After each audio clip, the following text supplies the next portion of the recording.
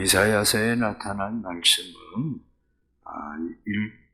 1장부터 다시 말씀을 조금 설명을 드리면 1장부터 12장까지 유다에 대한 멸망에 대한 이야기입니다. 아하스 시대에 하나님께서 그들에게 멸망에 대해서 경고하시죠. 그러면서 그 다음 나타난 13장부터 23장까지는 주변에 있는 나라들에 대한 멸망에 대해서 이야기합니다. 주변의 10개의 나라들을 지적하면서 그 나라들도 멸망을 당할 거다, 이렇게 말씀을 하십니다.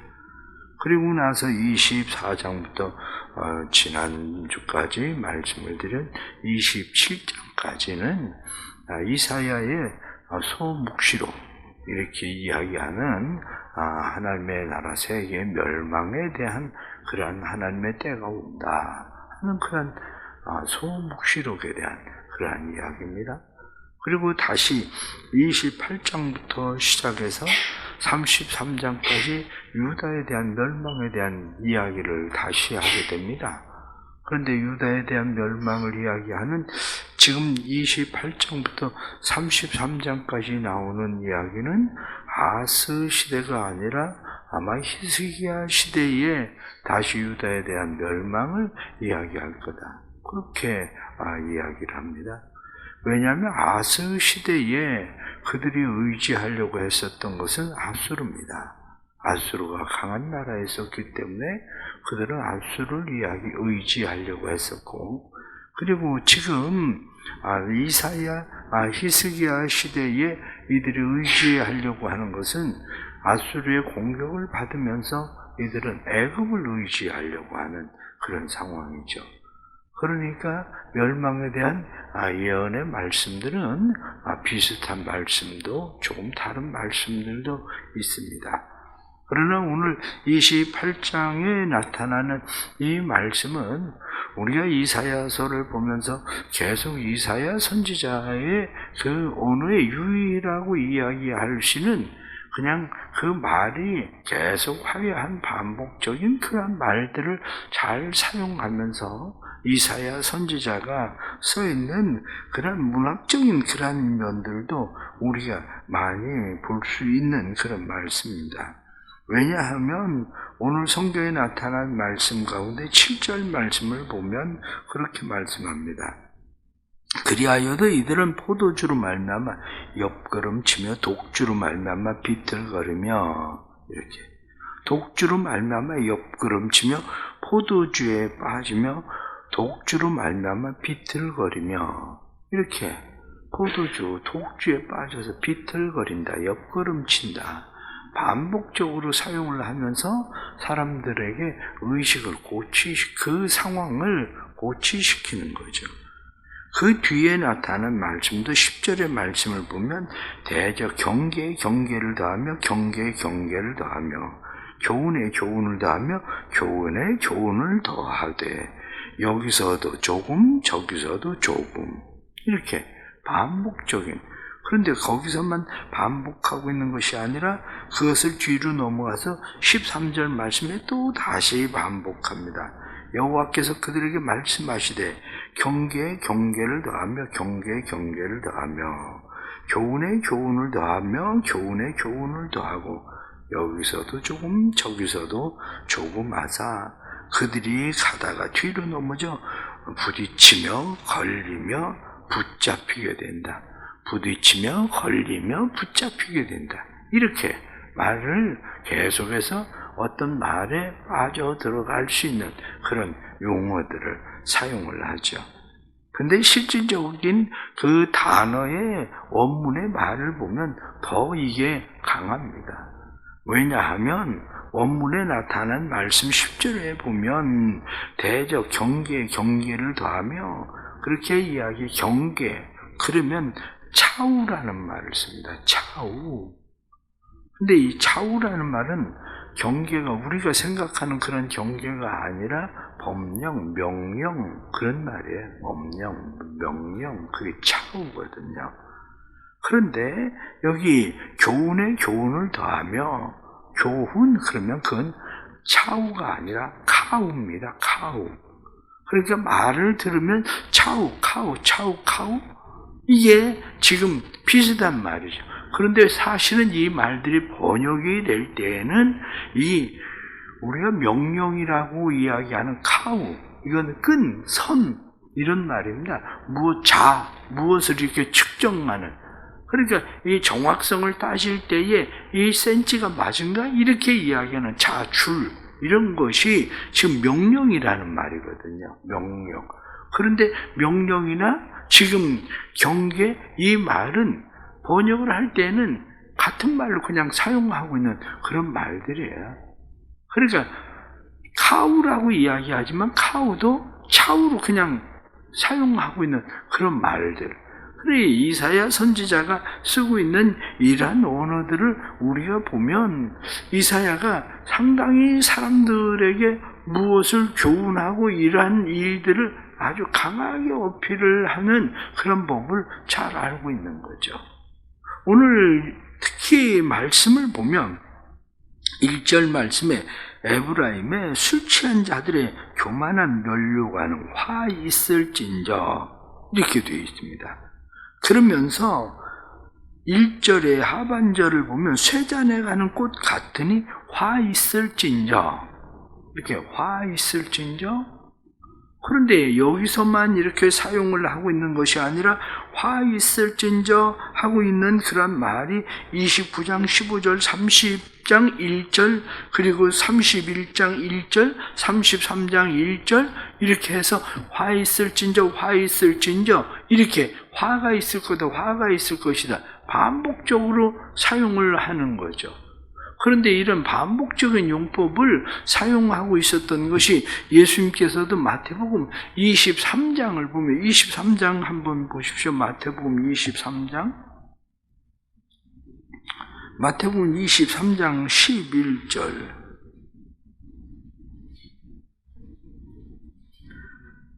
자, 마태복음 23장 11절 말씀을 다 같이 한번 보시겠습니다. 다 같이 시작. 화 있을진저 외식하는 서기관들과 바리새인들이여 너희는 천국문을 사람들 앞에서 닫고 너희도 들어가지 않고 들어가려 하는 자도 들어가지 못하게 하는도다. 그래서 23장 13절 말씀을 보면 화 있을진저 그러면서 15절에도 화 있을진저 16절 화 있을진저 화 있을진저 화 있을진저 이렇게 쭉 이야기합니다. 그런데 말씀 속에 지금 16절 말씀 보면 화 있을진저 눈먼 인도자여 이렇게 눈먼 인도자여 17절 말씀에 어리석은 맹인들이여 이렇게 그리고 19절 말씀에 맹인들이여 이렇게 반복적으로 사용을 하면서 화 있을진저 화 있을진저 이렇게 사용하죠. 이것이 누가복음 11장에서도 마찬가지로 이렇게 화 있을진저 화 있을진저 이렇게 사용하고 있는 이런 용법들 이러한 것들은 그때 당시에 사람들이 잘 사용하기도 하고 우리도 사용을 할 때 어떤 일에 대해서 강조할 때 진짜야 이렇게 이야기하듯이 그렇게 사용을 하죠. 오늘 성경 본문에 나타나는 말씀은 그렇습니다. 오늘 성경 본문에 나타난 말씀은 에브라임의 술 취한 자들이 이렇게 말하죠. 에브라임의 술 취한 자들이 화 있을 것이다. 그들은 어떤 사람이냐? 교만한 면류관을 쓴 사람들이다. 스스로 교만한 체하고 교만의 면류관을 쓴 이러한 사람들인데 이 사람들에게 화가 있을 거다. 왜? 이 사람들은 쇠잔에 가는 꽃 같은 사람들이기 때문에 화 있을 것이다. 그러면서 그들에게 드러날 일들이 어떤 것인가? 뒤에 나타난 말씀은 그들이 강하고 힘 있다고 생각을 하지만 그들에게는 자기에게 쏟아지는 우박같이 파괴되는 광풍같이 큰 물이 넘침같이 그 손에서 면류관을 던져버릴 거다. 이렇게 이야기를 합니다. 그래서 여기서도 말씀을 보면 쏟아지는 우박, 파괴되는 광풍, 큰 물 이런 식으로 표현을 지금 해나가고 있는 거죠. 이들이 왜 이렇게 지금 하나님께서 멸망을 당한다고 이야기를 합니까? 그 이유를 본문에 나타나는 9절부터 나타나는 말씀을 보면 너희가 뭘 한다고 얘기하니? 그런 이야기가 같아요. 술 취한 사람, 그래서 이 사람들이 다른 사람들에게 누군가의 뭐를 가르치고 전달한다고 얘기를 하지만 여기서 조금 저기서 조금 그냥 조금씩 가져다가 제대로 알지도 못하고 그리고 사람들에게 가르치는, 그래서 경계를 다 하고 교훈에 교훈을 다 하고 여기서 조금 저기서 조금 그냥 가져다가 뭘 조금 아는 것처럼 그렇게 얘기를 한다는 거야. 그것을 조금 전에 읽었었던 마태복음 23장은 뭐라고 이야기합니까? 맹인된 자들, 그렇게 이야기하잖아요. 화 있을지언정 맹인된 자들. 자기도 앞도 보지 못하면서 사람들을 인도한다고 인도해서 구렁텅이에 빠뜨리는 사람들, 이렇게 표현하고 있는 겁니다. 왜 이 사람들에 대해서 비틀비틀거리는 그러한 사람들, 술 취해서 비틀비틀거리고 뿐만 아니라 뒤에 나타난 말씀을 보면 그렇게 이야기합니다. 11절 말씀 보면 그러므로 더듬는 이슬과 다른 방언으로 그가 이 백성에게 말씀하시니라. 사람들이 하고 있는 말, 그 말들이 그 더듬는 입술 그리고 다른 방언 이렇게 말하고 있는 이 말들은 어떤 이야기냐면 외국어를 배워서 외국어를 잘 못하는데 외국어를 못하는 사람이 그 외국어를 이야기할 때 진짜 듣는 사람은 그게 더듬거리는 말 이렇게 되는 거죠. 더듬더듬. 그래서 방언으로 이야기하는, 잘 알아듣지 못하게 하는 그런. 그래서 내가 너희에게도 하는 짓이 그러니 내가 너희에게 그렇게 해도 너희가 알아듣겠냐. 지금 그 말씀을 하고 있는 겁니다. 오늘 여러분들과 함께 말씀을 상고하려고 하는 것은 다름이 아니라 교만한 면류관, 오늘 말씀을 보면 그렇게 되어 있습니다. 교만한 면류관, 영화로운 관.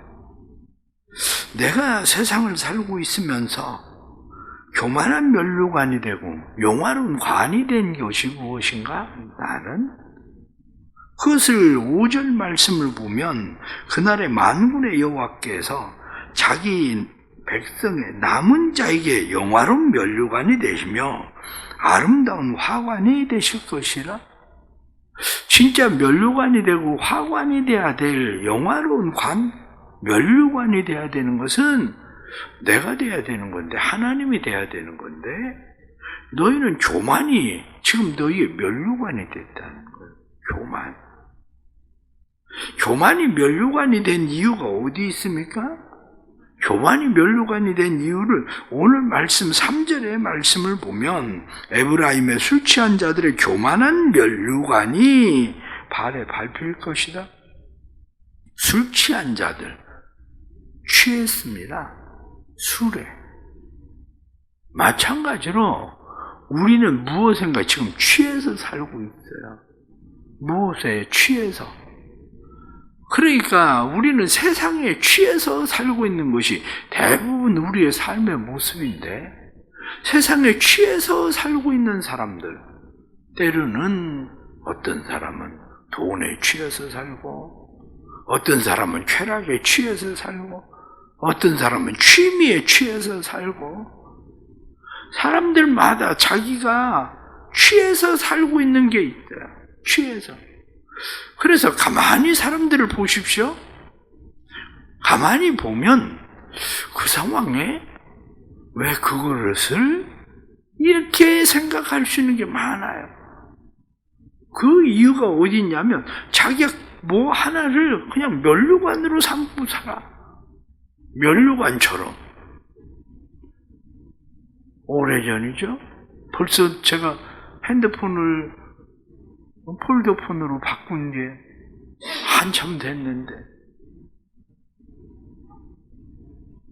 교회에 누가 상담하러 왔어요. 정말 힘들고 어렵다고 상담을 하러 와가지고 상담을 하는데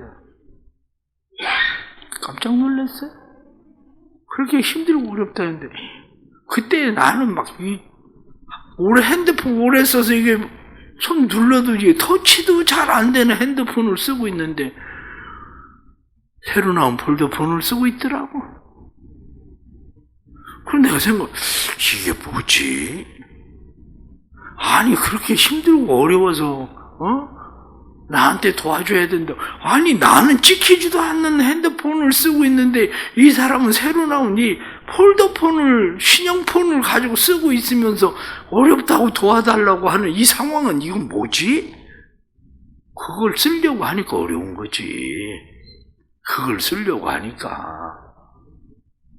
제가 생각할 땐 그게 바로 취한 거예요. 뭐에 취해서. 다른 사람한테 그게 자랑이고 그게 면류가 아니라 많은 사람들이 살아가는 삶의 형태가 그렇습니다. 우리가 살아가고 있는 삶의 형태가 무엇인가 취해서 살고 있어요. 우리가 면류관을 삼고 영화로운 관으로 삼고 살아가는 것이 별거 아닌 거, 쓸데도 없는 거.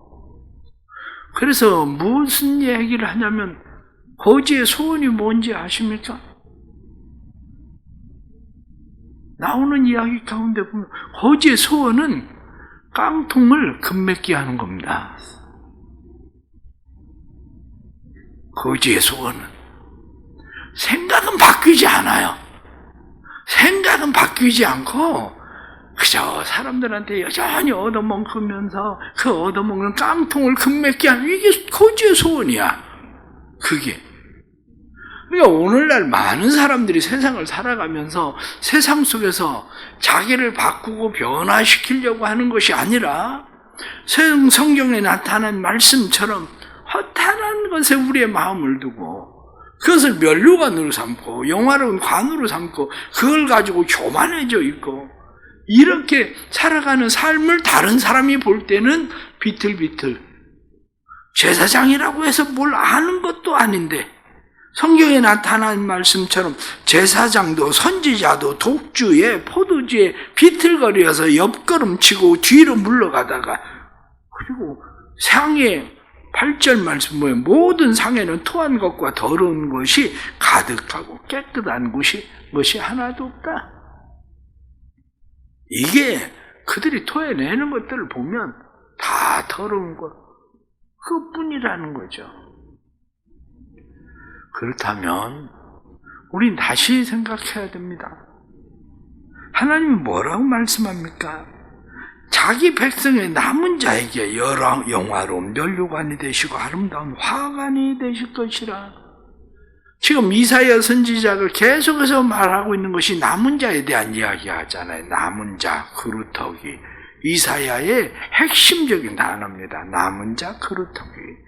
사람들이 볼 때는 저거 멸망한 놈들, 망한 놈들, 저거 끝장난 놈들 그렇게 보여지는 남은 자, 그렇게 보여지는 그루터기. 그런데 하나님께서는 그들에게서 새싹이 날 것이다. 그들이 다시 돌아오게 될 거다. 그 이야기 하시고 있는 거거든요. 그러면 오늘 우리는 살아가고 또 우리가 사순절을 지내고 그러면서 우리를 돌아볼 때 나는 무엇을 버려야 되나? 내가 면류관 삼고 영화로운 관으로 삼고 있는 게 뭔가?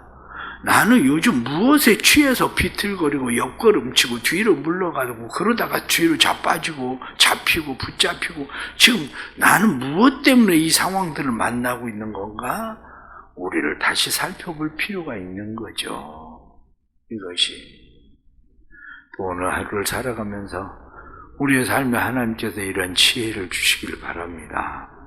삶의 지혜를 주셔서 내가 정말 거지의 소원 같은 소원을 품고 살고 있는 사람은 아닌지 내 속을 변화시키지 않으면 예수님의 말씀처럼 사람의 속으로 들어가는 것이 사람을 더럽게 하는 게 아니라 사람의 속에서 나오는 것이 사람을 더럽게 한다 이렇게 말씀한 것처럼 내 속에는 온갖 더러움이 탐욕이 교만이 가득한 삶은 아닌가, 우리를 돌아보고 살필 수 있는 그러한 은혜가 삶 속에 일어나기를 간절히 바랍니다.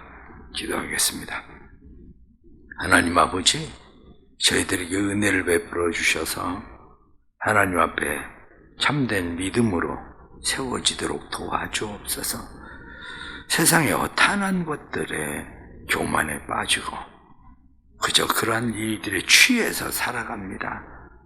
우리는 내가 교만이 멸류관이 되고 영화로운 관이 되고, 뿐만 아니라 선지자도 제사장도 다 술에 취해서 비틀비틀거리고, 이들이 경계에 경계를 더하고 판결에 판결을 더하는 그러한 교훈에 교훈을 더하는 어리석음에 빠져있는 사람들인 것처럼, 알지도 못하면서 무엇을 아는 것처럼 그저 늘 주절거리고, 우리 하고 있는 일들이 어린아이 같은데 우리는 여전히 우리의 삶의 자세를 버리지 못하고 살아가는 그러한 사람들임에 불과합니다. 불쌍히 여겨주시고 하나님 은혜를 베풀어 주옵소서. 하나님께서 우리에게 은혜를 베풀어 주셔서 저희들이 하나님 앞에 바로 세워질 수 있도록 주님 도와주옵소서. 더듬는 입술에 불과한데, 무엇을 말해도 듣지 못하는 그러한 것에 불과한데, 하나님 여전히 교만한 우리의 삶의 자세들 고치시고, 특별히 사순절에 하나님 은혜 베풀어 주옵소서. 버릴 거 버리고 십자가에 못 박을 거 못 박게 해주시고, 내가 그리스도와 함께 십자가 못 박혔나니 하고 말씀한 것처럼 그리스도와 함께 십자가에 못 박히고 그리스도와 함께 사는 은혜가 삶에 임하도록 도와주옵소서. 또 원사 원신예배를 앞두고 기도하려고 하는 권사님들에게 힘 주시고 은혜 베푸시고 가정마다 하나님 붙들어 주셔서 하나님의 영화로운 면류관 되어주시고, 하나님께서 이들을 세우시는 머리에 화관을 씌우시겠다 말씀하신 대로 하나님의 은혜가 삶에 임하도록 축복해 주옵소서. 예수님의 이름으로 기도드리옵나이다. 아멘.